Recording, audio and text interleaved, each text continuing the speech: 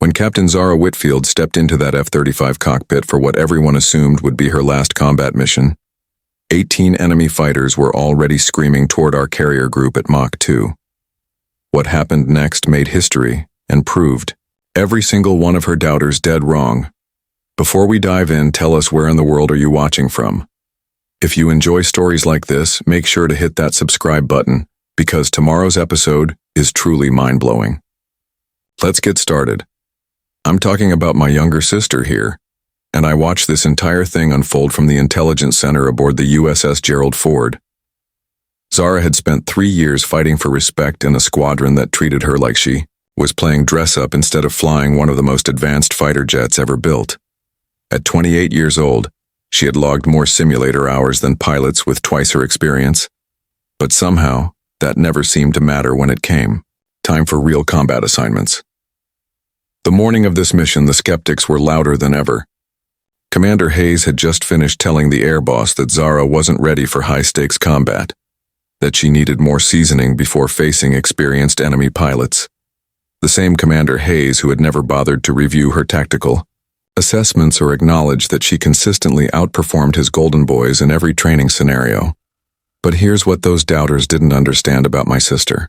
Every time someone questioned her abilities, she didn't get angry or defensive. She got better. While they were grabbing drinks at the officers' club, Zara was in the simulator running combat scenarios until her hands cramped. While they complained about long deployments, she was studying enemy fighter tactics and memorizing the technical specifications of every aircraft she might face in combat. The alarm that shattered the morning calm wasn't just another drill. Intelligence had confirmed an incoming formation of 18 advanced enemy fighters, coordinated and aggressive, designed specifically to overwhelm our carrier group's defenses. This was the real thing, the moment every naval aviator trains for but hopes they'll never face. As I watched Zara suit up in the ready room, I saw something different in her eyes. The frustration that had been building for months was gone, replaced by absolute focus. She wasn't thinking about proving anyone wrong anymore. She was thinking about bringing her wingmen home alive and protecting the 5,000 sailors aboard our carrier. The irony wasn't lost on me that after months of being passed over for important missions, my sister was about to face the most critical aerial engagement our carrier group had seen in years. This wasn't just another training exercise or routine patrol. This was 18 seasoned enemy pilots versus 3 F-35s, and Zara Whitfield was about to become the flight leader, who would either save our entire battle group or die trying. What I'm about to tell you sounds impossible, but I was there. I watched every moment through our Combat Information Center displays, listened to every radio transmission, and tracked every missile fired. In the next 47 minutes, my sister would rewrite the book on modern aerial combat and earn a place in military history that no one could ever question again. To understand what made this mission so significant, you need to know how Zara got to this point. My sister didn't stumble into naval aviation by accident. She earned her way into the Naval Academy after scoring perfect marks on her aptitude tests and proving herself as one of the top high school ROTC cadets in Texas. At Annapolis, she graduated 4th in her class of 1,200 midshipmen, with the highest scores in aeronautical engineering and tactical studies that the Academy had seen in 5 years. But academic excellence meant nothing once she entered flight training.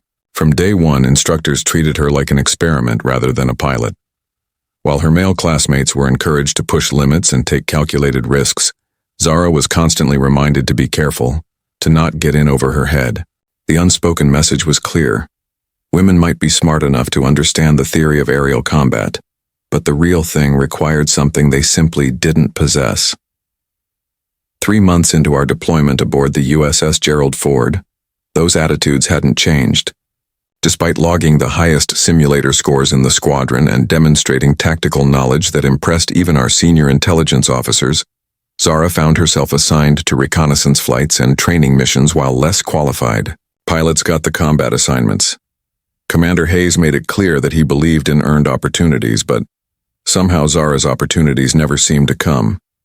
I watched this unfold from my position in the intelligence center, and it ate at me every day. During family video calls, our parents would ask how their daughter was doing, and I'd have to find diplomatic ways to explain that the Navy was wasting her talents.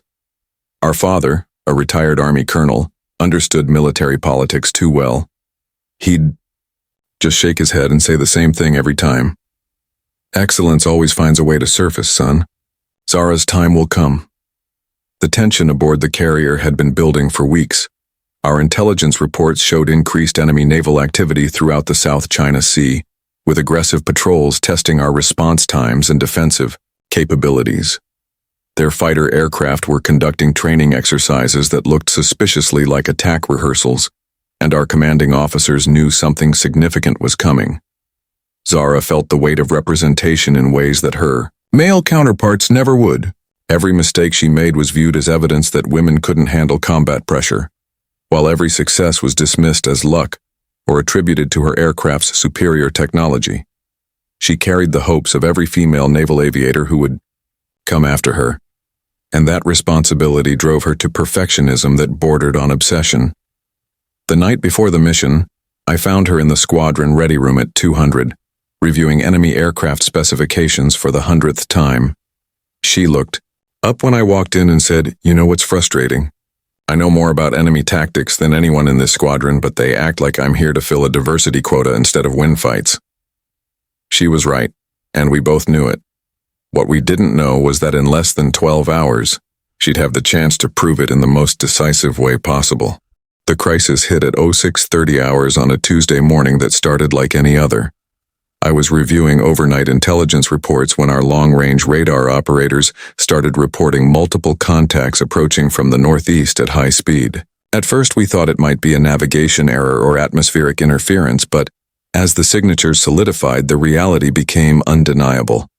18 advanced enemy fighters were inbound, flying in a coordinated attack formation that our analysts recognized from recent intelligence briefings.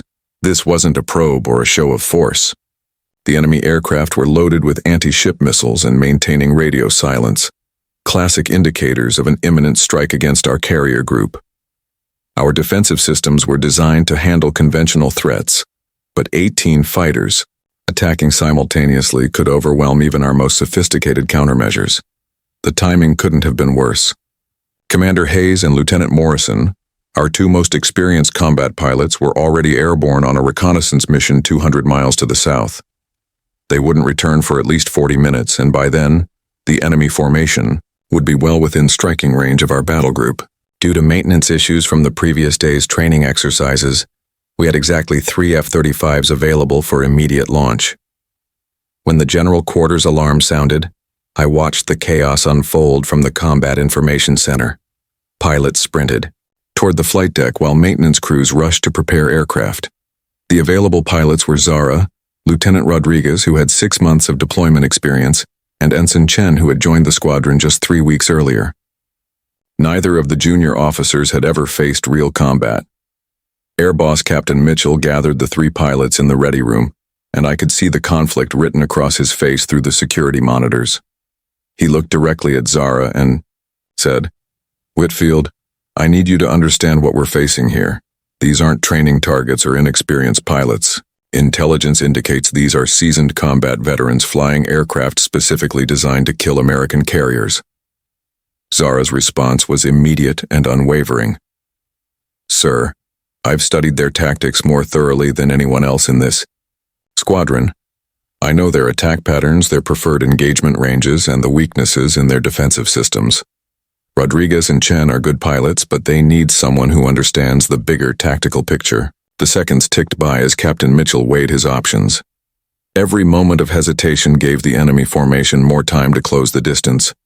Through our communications intercepts, we could hear their pilots conducting final systems checks and coordinating their attack approach.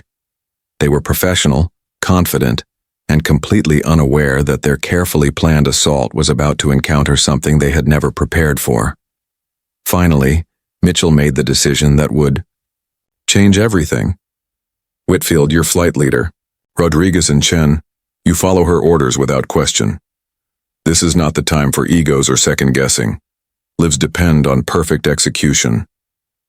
As the 3 pilots rushed toward their aircraft, I realized my sister was about to face the ultimate test of everything she had trained for, studied for, and dreamed about since joining the Navy.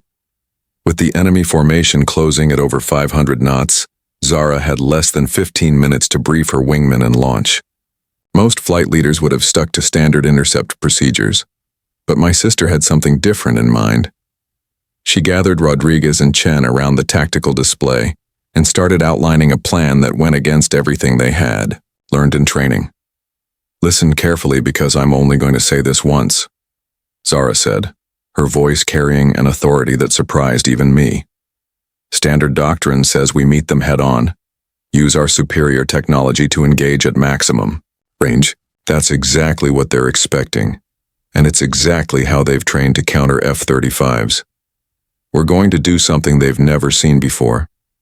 She pointed to the digital map showing the enemy formation's approach vector. "Intelligence reports indicate they're flying in a tight defensive pattern, designed to provide mutual support and overwhelm our missiles with coordinated countermeasures. But that formation has a weakness. If we can break their cohesion and force them to fight in smaller groups, our technological advantages become decisive." Rodriguez looked skeptical. "Ma'am, breaking up a formation like that would require getting dangerously close to their lead elements. The risk of taking casualties before we can engage effectively seems extremely high." Zara's response revealed months of tactical analysis that her superiors had consistently ignored. "Rodriguez, I've studied every engagement these pilots have fought in the past 2 years. They're disciplined, but they're also predictable. When their formation gets disrupted, they fall back on individual combat tactics that worked against older generation fighters. Against F-35s with proper coordination, those tactics become liabilities." She outlined her plan with precision that impressed even our senior intelligence analysts who were monitoring the briefing. Using the Lightning II's stealth capabilities, the 3 aircraft would approach from different vectors, staying below the enemy's primary radar horizon until the last possible moment. Zara would strike the formation's command element while Rodriguez and Chen engaged the trailing fighters, creating chaos that would prevent coordinated retaliation. The plan was audacious, technically complex, and completely contrary to established procedures. It was also brilliant. Chen, barely 3 weeks out of training, asked the question everyone was thinking. What if something goes wrong? What if they adapt faster than we anticipate? Zara looked at both pilots with absolute confidence. Then we adapt faster. But here's what I know about these enemy pilots that you don't. They've never faced someone who understands their tactics as completely as I do. They've never fought F-35s piloted by someone who spent 3 years preparing for exactly this scenario. Before heading to their aircraft, Zara found me in the intelligence center. She didn't say much, just squeezed my shoulder and said, "Tell Mom and Dad that their daughter is about to show the world what she's really capable of." As she walked toward the flight deck, I realized that the months of frustration and doubt had crystallized into something powerful. This wasn't just about proving herself anymore. This was about executing a tactical masterpiece that would redefine modern aerial combat. What happened next defied every prediction our combat analysts had made. Zara's plan unfolded with surgical precision that left even our most experienced tactical officers speechless. From the Combat Information Center, I watched 3 F-35s execute maneuvers that seemed impossible against such overwhelming odds. The enemy formation was approaching in their standard attack pattern when Zara struck first.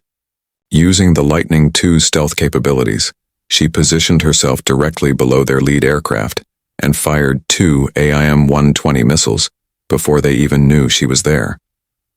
The formation's command element disintegrated in seconds, throwing their coordinated attack into immediate chaos. Rodriguez and Chen executed their parts flawlessly, engaging the trailing fighters exactly as Zara had planned. But what happened next went far beyond tactical planning. As the enemy pilots struggled to adapt to their disrupted formation, Zara began demonstrating flying skills that I had never seen before, not in training exercises or combat footage or anywhere else. She wasn't just shooting down enemy aircraft. She was systematically dismantling their ability to fight as a coordinated force. When 3 fighters attempted to bracket her position, she used vertical maneuvers that forced them into each other's missile engagement zones. When 2 more tried to escape and regroup, she anticipated their routes and positioned herself perfectly, for intercept shots that seemed to defy physics. The enemy's most experienced pilot, flying their newest fighter, managed to isolate Zara from her wingman and engaged her in single combat. For 8 minutes, I watched my sister fight a one-on-one aerial duel that showcased every hour she had spent in simulators, every tactical manual she had memorized, and every ounce of natural flying ability she possessed. Their aircraft twisted through the sky in maneuvers that pushed both pilots to their physical limits. The enemy pilot was skilled, aggressive, and flying an aircraft specifically designed to counter F-35 capabilities. But Zara had something he couldn't match. She understood his tactics better than he understood hers. When her ammunition ran low, she made a decision that military historians still study today. Instead of disengaging, she used pure flying skill to force the enemy pilot into an impossible position. She executed a vertical climb that brought both aircraft to the edge of a stall, then rolled inverted and dove directly toward him. The enemy pilot, forced to choose between collision and exposing his aircraft's vulnerable underside, made the wrong choice. Rodriguez took the shot that ended the engagement, but it was Zara's maneuvering that created the opportunity. As the final enemy aircraft spiraled toward the ocean, our radar screens showed a result that seemed impossible. 18 enemy fighters destroyed, 3 F-35s returning to carrier. The radio chatter from intercepted enemy communications told the story better than our after-action reports ever could. Their surviving pilots watching from a distance were heard saying, "How did one pilot do this to us? This cannot be possible." But it was possible, and I had watched my sister prove it in the most decisive way imaginable. When Zara's F-35 touched down on the carrier deck 47 minutes after launch, the entire ship erupted. 5,000 sailors lined the flight, deck and catwalks cheering for a pilot who had just rewritten the rules of modern aerial combat. But the moment that still gives me chills happened when she climbed out of her cockpit and pulled off her helmet. Her hair was soaked with sweat, her hands were shaking from adrenaline, and she looked completely stunned by what she had just accomplished. Commander Hayes was the first officer to reach her on the flight deck. The same man who had questioned her readiness and passed her over for combat assignments walked straight up to my sister, extended his hand, and said something I'll never forget. "Captain Whitfield, I owe you an apology, and the Navy owes you a debt of gratitude. What you did up there wasn't just exceptional flying. It was a masterclass in tactical leadership that I'll be studying for the rest of my career." The recognition came swiftly and decisively. Within 72 hours, Zara was awarded the Distinguished Flying Cross, becoming the youngest female pilot in naval history to receive the honor. The citation specifically mentioned her tactical innovation and leadership under extreme combat conditions, but more importantly, the Navy's leadership recognized that they had been wasting extraordinary talent based on outdated assumptions about women in combat aviation. 6 months later, Zara was promoted to major and selected to command the Navy's first integrated fighter squadron, a unit specifically designed to maximize pilot potential regardless of gender. Her tactical innovations from that mission became required study material at the Naval War College, and her pre-flight briefing techniques are now taught to squadron leaders throughout the fleet. The personal transformation was even more profound. The sister I had watched struggle for respect and recognition had become one of the most respected tactical minds in naval aviation. Young female pilots now request transfers to serve under her command, knowing they'll receive mentorship from someone who understands their challenges firsthand. During our last family video call before her promotion ceremony, our father asked her how it felt to finally prove all the doubters wrong. Zara's response captured everything I admired about her character. "Dad, I didn't do this to prove anyone wrong. I did it because when 18 enemy fighters are screaming toward your battle group, the only thing that matters is having the best pilot in the cockpit, regardless of what that pilot looks like." The broader lesson extends far beyond military aviation. Excellence has no gender, no predetermined appearance, and no demographic boundaries. Organizations that limit opportunities based on assumptions rather than demonstrated ability don't just waste individual potential. They weaken themselves when they need strength most. Today, Captain Zara Whitfield's story is told in military academies around the world, not as an example of overcoming prejudice, but as a demonstration of what happens when exceptional preparation meets extraordinary opportunity. Sometimes the person everyone underestimates turns out to be exactly the person you need when everything is on the line.